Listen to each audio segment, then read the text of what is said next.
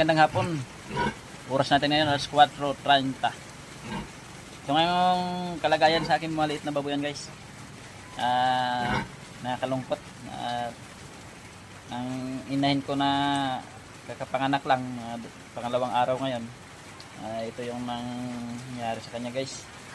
Naabutan siya ng tubig guys. Ayan o.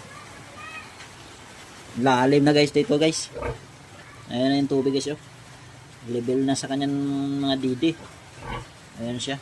Nilagyan ko lang siya ng unan-unan guys. Para hindi maano yung tainga niya. Mabigat kasi ito guys. Hindi ko na mapalipat kasi wala rin mapalipatan dahil walang bakanting malalagyan. Sa ngayon guys, hindi pa ito nakatatayo guys kasi pagod pa ito sa paglilibor niya. Ito yung anak niya guys oh.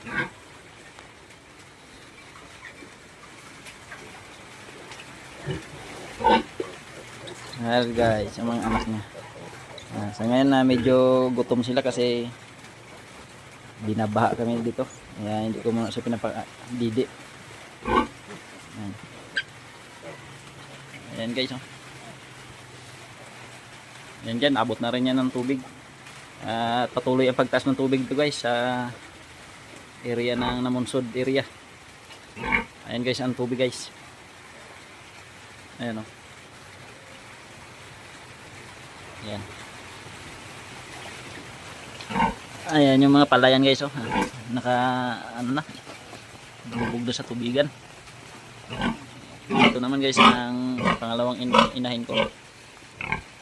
Nakatayo na lang siya kasi malamig. Ayan yung isa. Yung maliit na patining ko.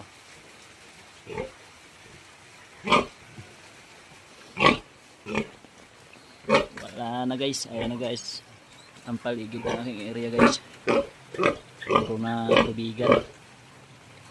Ayan yung kamalig guys oh.